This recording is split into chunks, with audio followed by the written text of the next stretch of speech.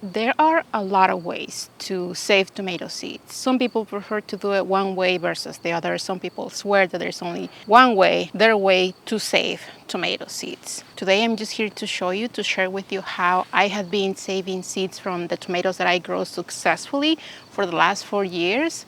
It may not be the best way, but it's my way, and every year I get tomato plants from the seeds that I save, so maybe I'm doing something right. If you are new into growing tomatoes, I really want to encourage you to try and save your own seeds, especially from those tomatoes that you really like this year, you really like the flavor, maybe there is a variety that surprised you. Try and save those seeds, because not only you're going to save yourself some money, that way you don't have to buy the new seed next year, but it also helps you into that habit of saving the seeds from the plants or the flowers or the vegetables that you grow. Now, before we continue, I just want to mention that all of the tomato seeds that I am saving from today are heirloom tomatoes. They are older tomatoes that have been bred for a long time, and they are fully open pollinated, meaning that if I save seeds from those tomato plants, I will get the same tomatoes that I grew.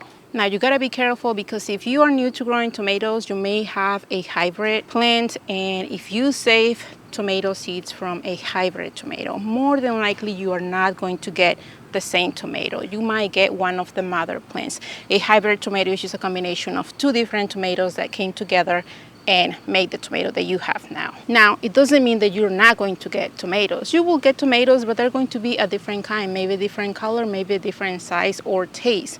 You're not going to get bananas. You will get tomatoes, but just keep that in mind. If you're unsure about what variety you have of tomatoes, just Google it really quick. Ask somebody who grew the same tomatoes. If you can't find the information from where you purchase them, maybe contact the company and ask them if they are open pollinated or if they're a hybrid tomato. This year I grew a lot of tomatoes, about 41 plants in total. I have about 21 varieties. I can't honestly remember all of them, but there are two that I really like their performance. They are new to me this year, and I am going to be saving the seeds from them. Now this year, when I purchased the seeds for those tomatoes, I got plenty of seeds to keep me going for 2 to 3 years. I don't necessarily start a bunch of tomato plants from one variety. I only have 2-3 tomato plants, taps from them. And I have a lot of extra seeds from the ones that I purchased this year from these tomatoes that I am going to save today. But what happens is that I just want to make sure that I have plenty of seeds for future years. Just that if something happens, I have plenty of seeds there. You never know. The tomatoes are already here, they're already established. I know that they did amazing in my garden, in my little corner. So I am going to be saving those seeds because they are just going to be added to my collection of tomato seeds.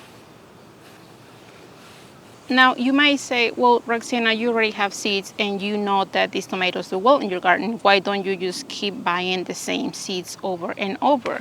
And I could do that. I could definitely do that. I can definitely save the time, the work that I put into saving the tomato seeds, and I can just buy the seeds again next year.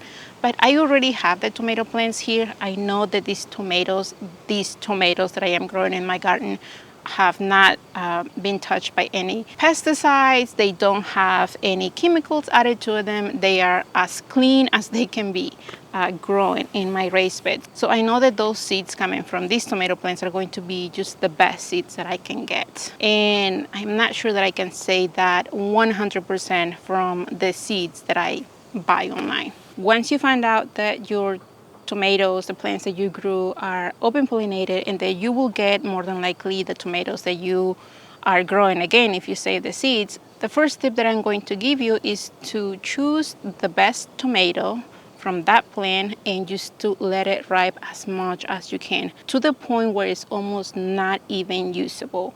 If you pick the tomato a little bit too early, where it hasn't reached that ripeness, just let the tomato be as ripened as it can be on the plant, on the vine.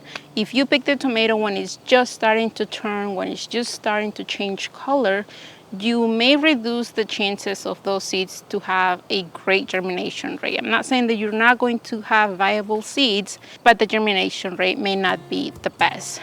Wait until you possibly can and get those tomatoes as juicy, as falling apart as you can from the plant to save those seeds.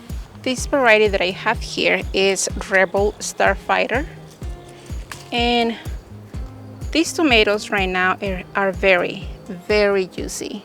Now, from experience from growing these tomatoes this year, I know that if I cut them right now, they're almost going to taste like they are past of their point of being eaten. They're very, very soft, very, very juicy. So these are on the perfect stage for me to save seeds. This variety right here is Pantano Romanesco, and I actually had another tomato on this plant that I was saving for seeds, but my husband beat me to it. This right here is also very, very ripe. It is very, very soft.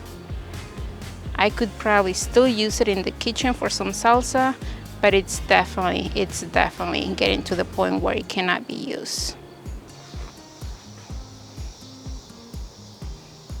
So now that I have both of my tomatoes here, both varieties here ready, I have my tomatoes fully ripening to the point of not being able to be used.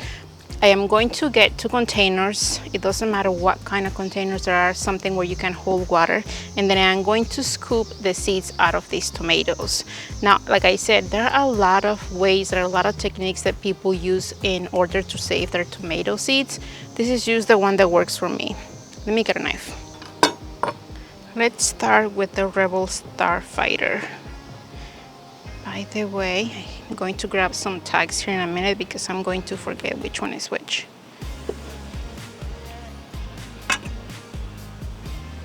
Look at that.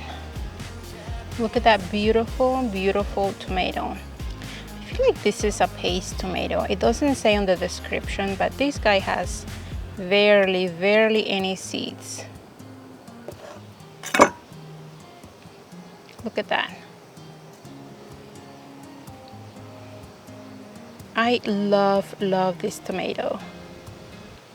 I got interested because of the name, and I obviously had to get it.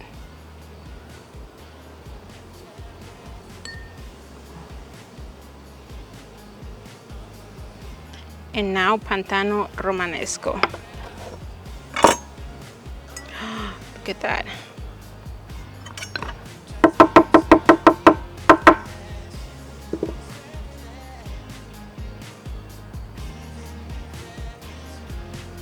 Now, right now, as I am scooping all of these seeds out of the tomatoes, I realize that I'm also getting a lot of the juice and the pulp of the tomato, and that's okay, because on the next step, all of that is going to be separated from the actual seeds.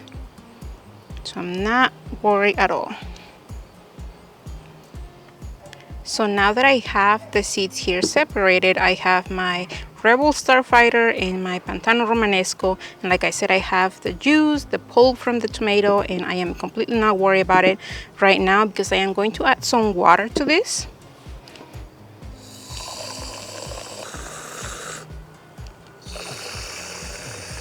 And I am going to bring these 2 guys inside. I'm going to label them first so that I don't forget which one is which. I'm going to bring them inside in my kitchen, and they're going to stay on a little corner at room temperature until they completely ferment. I might actually put like a little lid, maybe some paper towels on them so that any flies or anything don't get in it. But basically they're going to ferment for a few days until the water just becomes really foggy, really fermented, and then I'm just going to rinse the seeds from it, and everything is just going to separate. At that point, when they are completely separated, I am going to lay the seeds on a paper towel at room temperature until they are completely dry, and then I'll save them in a paper bag so that I can use them next year. It is a very, very simple process. It doesn't really take that much time. You do have to keep an eye on the fruit, on the tomatoes that you want to save for seed, and that's pretty much it. I have been doing this for the last 4 years, saving seeds from the tomatoes that I like, and like I said, it's super easy. I mean, you guys, if I can do it, you guys can do it as well. So if you have been growing tomatoes and you always purchase seeds and you haven't really looked into saving your own seeds, I think that you should try, because it is very, very easy, and like I said, it's just going to save you money in the long run. And while we're talking about starting things from seed, all of this lavender, you guys, I have a bunch more in another container, but all of this lavender, I started from seed last year as well. The next video is probably going to be showing you how I'm going to transplant these guys and where they're going to go. I have this idea in my mind, but I mean, you never know, right? If you want to know how I started this lavender from seed, I am going to put a link somewhere over here, and definitely share this video if you enjoy it. I will see you on the next time.